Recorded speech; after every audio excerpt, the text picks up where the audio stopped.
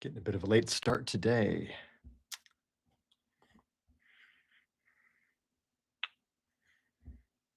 Gonna wait for LinkedIn to get connected here. We are live on YouTube, Twitter, and we're 50% of the way there for LinkedIn.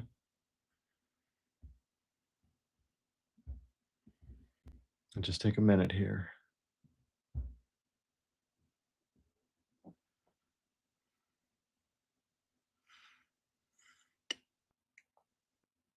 All right.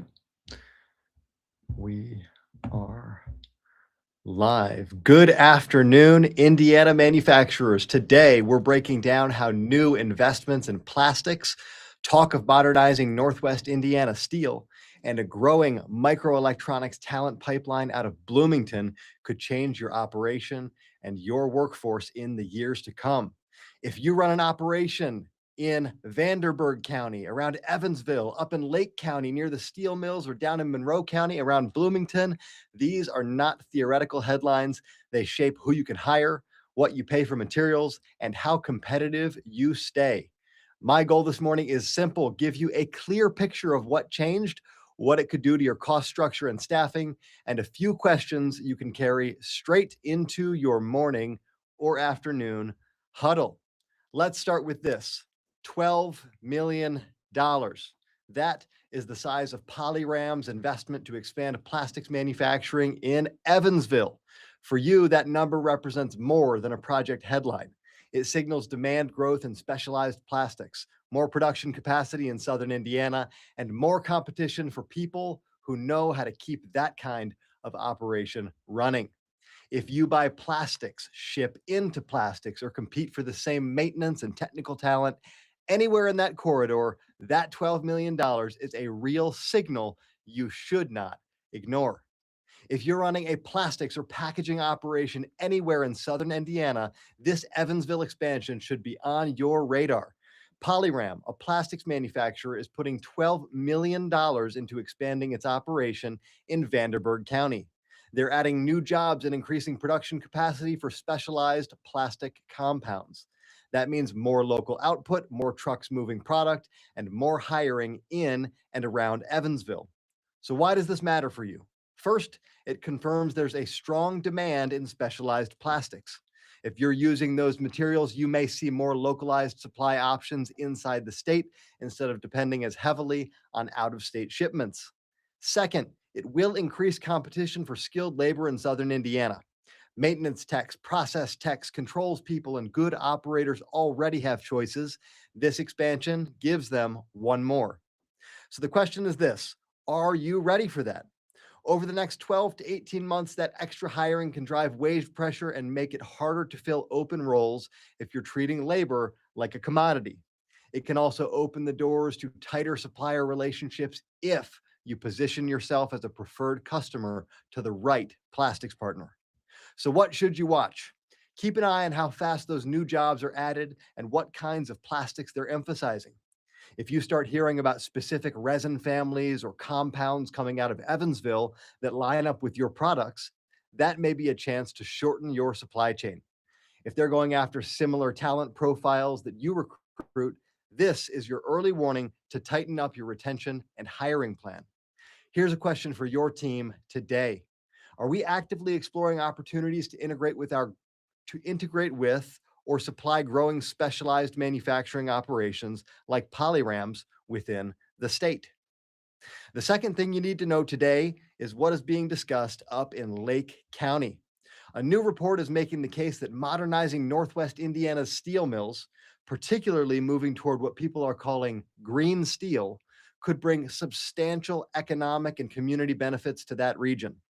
That is not just an environmental story, it's a story about capital, energy, and long term competitiveness for one of Indiana's anchor industries.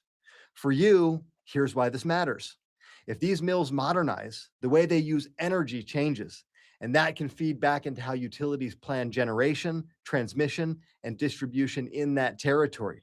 Over time, that can influence the energy costs tied to making steel, which rolls straight into the pricing you see on coils, bars, and fabricated components. It also shapes the regulatory landscape. Expectations around sustainability produced material Expectations around sustainably produced materials do not stay at the mill gate. They flow down to purchasing specs at manufacturers across the state. So, if you rely on steel based inputs, or if your customers are starting to ask about the origin and footprint of your raw materials, this conversation about green steel is part of your world, whether you want it to be or not. So, what should you watch? Pay attention to legislative proposals and any public private partnerships announcements that mention funding or incentives for steel mill modernization or green technology adoption. Those are early indicators that this is moving from a report to a real plan. Also, listen for language about requirements or preferences for using low emission or green steel in certain projects or sectors. That can create a two-tier market on price and availability. Here's a question for your team. How might a shift toward green steel production in Indiana impact our raw material sourcing strategies and our own sustainability targets? Now, if you're looking at automation, robotics, or advanced controls inside your operation, what's happening in Bloomington should matter to you. Indiana University is building programs to address critical microelectronics needs and training students for what's becoming a rapidly growing industry. This is not just about research labs, it's about building real skills in microelectronics that sit underneath the sensors, controllers, and chips you depend on to automate and monitor your lines. So, why does that matter? Every manufacturer I talk to is dealing with some version of the same problem. You want to add automation, but you're worried about who will maintain it, troubleshoot it, and improve it over time. This initiative at IU helps build a pipeline of skilled talent in microelectronics that can eventually feed into advanced manufacturing, automation engineering, and controls roles across the state of Indiana. Over the next 3 to 5 years, this can be one of the levers that erases future workforce shortages for high tech roles. But that only helps if you are intentional about connecting with these programs before your competitors do. So, what should you watch? Watch for specific curriculum details and internship or co op opportunities tied to automation, robotics, and advanced controls. Look for chances to bring students into your facility on internships, projects, or capstone work so they see your operation early and start to associate their microelectronics skills with real manufacturing problems. So here's the question for your team. What specific microelectronics skills will be critical for our operation in the next 3 to 5 years? And how can we engage with programs like IU's to secure that talent? So, if we zoom out on today's brief, here is what you're looking at as an Indiana manufacturer. You have a $12 million plastic expansion in Evansville that confirms demand and tightens the labor market in southern Indiana. You have serious conversations about modernizing Northwest Indiana steel mills, which could shift how raw materials are produced, priced, and evaluated across the state. And you have Indiana University investing in microelectronics programs that can either become your future talent pipeline or somebody else's. Taken together, that is a picture of higher value manufacturing growth, raw material and energy conversations evolving, and the technical skill bar rising. Now, obviously, I don't run your plant. You do.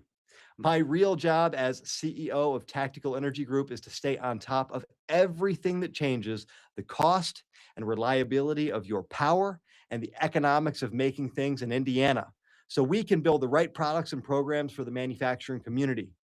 But while I'm doing that work anyway, this brief is my way of giving you as much of that insight as I possibly can so you can spend more time running your operations and less time trying to decode bills, rate cases, and headlines.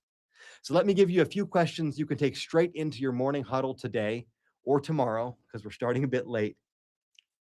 If you cannot answer these, it is a signal that you're flying blind on some of the shifts that we just walked through. So here are the questions for your morning huddle. First, given the new investments in specialized manufacturing and the push for green steel, what new supply chain opportunities or specific exposure points might emerge for our business in the next 12 to 18 months? That's a big one. Second, how can we proactively engage with educational institutions like IU to make sure we have access to the specialized microelectronics talent that our future automation and controls projects will demand? Third, considering the evolving landscape of raw material production and advanced manufacturing, where are our current operations most exposed to shifts in policy, technology, or workforce availability? Now, if this helped you see today's headlines a little bit more clearly through the lens of your own operation, send it to another Indiana manufacturer who should be thinking about this now instead of reacting to it later. I'm Daniel Burke. This is TEG Daily, and I'll see you tomorrow.